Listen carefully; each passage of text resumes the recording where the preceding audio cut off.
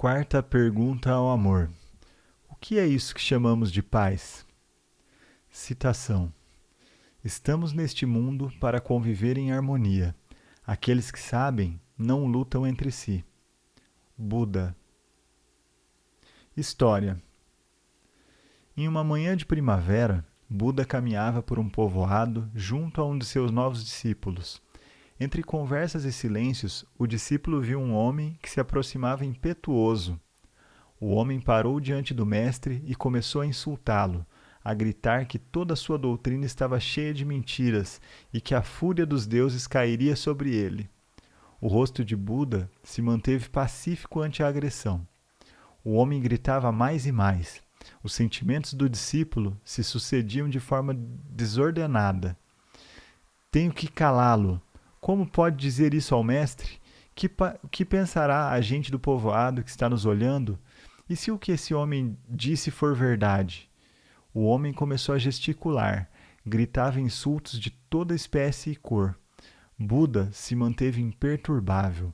Parecia que a calma do mestre fizera crescer a violência do homem que, tomado pela ira, fez uma pausa e lhe cuspiu no rosto. O discípulo se enfureceu e Buda o tomou pelo braço, em silêncio. O rosto do homem deixou transparecer sua perplexidade, como se depois de descarregar sua fúria se desse conta de que acabava de cuspir em um santo. Buda parou diante do homem e o olhou nos olhos. Quero agradecer-te pelo presente que me trouxe, disse ele. Ao escutar tuas palavras, pensei que teria dentro de mim muito mais agressividade do que tenho.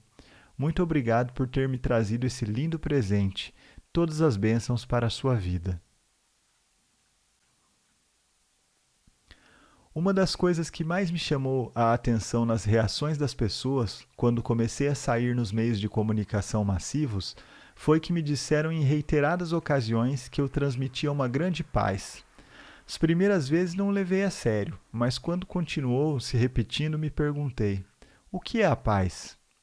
Tinha em minha imaginação a ilusão de que paz era algo pacífico, sereno, tranquilo, basicamente inalterável. Essa imagem interior da paz estava muito distante do meu sentir comigo mesmo. Interessado pelo significado da palavra, assim que tomei o primeiro dicionário de língua espanhola que tive ao meu alcance, pude ler: paz é o ato de não fazer guerra. A que distância esse dicionário está de saber o que é a paz, que a define pelo oposto, pensei. Mais tarde, lendo um guia espiritual chamado Trigueirinho, me reencontrei com o significado dessa pequena palavra. Paz é saber qual é o seu lugar na vida e ocupá-lo em harmonia. Qual é o seu lugar na vida? Como é complicado o meu dia a dia, não tenho tempo para considerar essas questões. Geralmente é a desculpa mais comum para não reconhecer que estamos perdidos. A cultura ocidental está perdida. Não sabe qual é o seu lugar na vida e, portanto, muito menos pode ocupá-lo em harmonia. Países com imigrantes que levam suas tradições de um lado a outro mantêm costumes arraigados em um cenário alienígena. Importam rotinas de lugares frios nos lugares quentes e vice-versa. Forçam os corpos a dietas que não estão de acordo com o que os rodeia. Cultivam alimentos que são de outras terras, afogando-os em químicos e cuidados especiais para que sobrevivam a climas que não são os seus. Essa globalização impõe padronizar modas e costumes e segue aleijando os humanos do resto de sua família planetária. Até que ponto é importante o ambiente que nos rodeia? Ao longo da história, as culturas que mais se parecem são aquelas que compartilham regiões geográficas similares, mesmo que nunca tenham tido contato entre si. A que se deve esse fenômeno? Ao fato de que o resto dos seres vivos está em paz. Eles sabem o seu lugar na vida e o ocupam em harmonia. Esses seres guiam os humanos a encontrar as melhores maneiras de se adaptar a um meio ambiente, o que acontece com certa rapidez, de acordo com o grau de humildade dos humanos, para deixar de olhar seu próprio umbigo em sua suposta solidão e para escutar. Existem relações com outros seres vivos que dependem do lugar exato onde nos encontramos, e é preciso sentir em cada situação o que o ambiente nos diz. Existem outras relações que influenciam em todos os seres que vivem na Terra. Por exemplo, Estejamos onde estejamos, todos os meses sofremos uma revolução emocional dentro e fora de nós, que a maioria vive sem se dar conta do que acontece ou por que acontece. É causado pela Lua. Cada fase da Lua tem uma interferência direta sobre todas as águas da Terra. Se nosso cérebro é formado por 90% de água e o resto do corpo perto de 80%, como não iria nos afetar? As emoções pertencem ao mundo das águas e a Lua move nossas emoções em um ciclo constante. Cada fase da Lua dirige a energia das águas em uma direção clara, nos dando a oportunidade de recuperar a harmonia. A Lua nova nos convida a ver o nosso interior, quem somos e quais são nossos sonhos. A Lua crescente nos dá toda a força do crescimento, do despertar para que os sonhos que descobrimos na fase anterior se tornem realidade. A Lua cheia é o esplendor das emoções que semeamos na Lua nova e terminaram na crescente.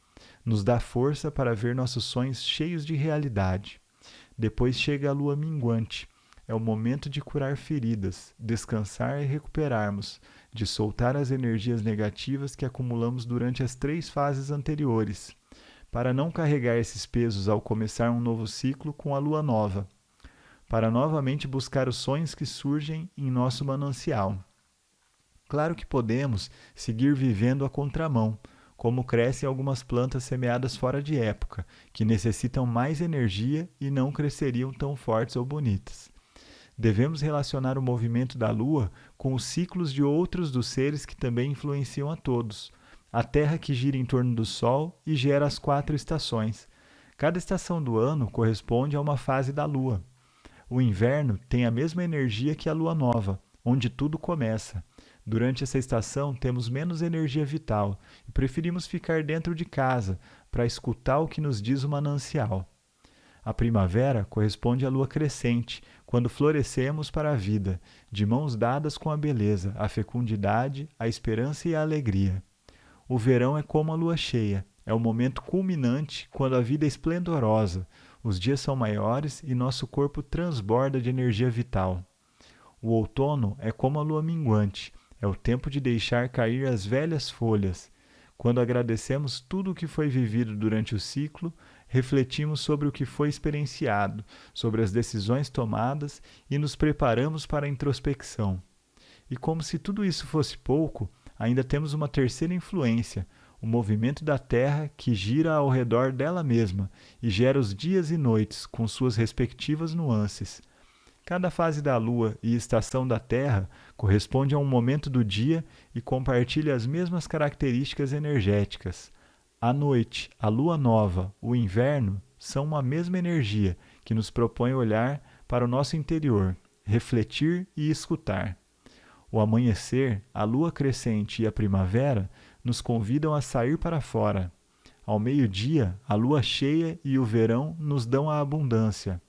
À tarde, a lua minguante e o outono são o mesmo convite para soltar as angústias acumuladas nas etapas anteriores e amadurecer até que o entardecer comece novamente o ciclo da vida.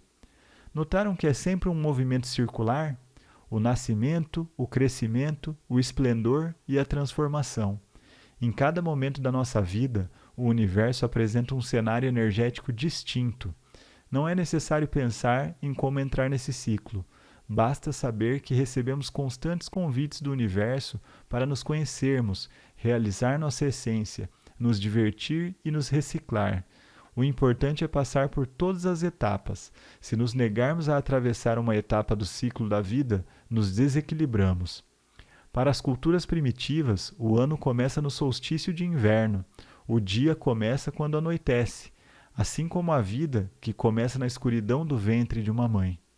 Imagine quão desalinhada está a cultura ocidental com a força do universo, que por uma convenção humana o dia começa à meia-noite e por celebrar a consolidação do Império Romano, o Ano Novo se celebra em 1º de janeiro. Como fazer para que uma cultura inteira encontre a paz? Só há um caminho, cada um encontrar seu lugar na vida. Não se pode obrigar outros seres a estarem em paz. Só se pode estar em paz e saber que a sociedade também estará quando todos os seus integrantes encontrarem seu lugar e o ocuparem em harmonia. A vida é um grande círculo sagrado, onde todos temos um lugar único e irrepetível. Esse círculo está formado por todos os seres vivos. A terra é a mãe, o céu é o pai. E todos os seres que estão entre o céu e a terra são irmãos entre si. O círculo é capaz de se expandir ou se encolher, de acordo com a quantidade de seus integrantes, sem modificar um detalhe essencial. Todos os pontos de um círculo estão à mesma distância do centro. Todos os seres vivos que integram o círculo sagrado estão à mesma distância do grande manancial gerador de amor e de verdade. O resto dos seres vivos ocupa seu lugar no grande círculo. Só nós humanos estamos perdidos e buscamos o que necessitamos em qualquer lugar, menos em nosso manancial.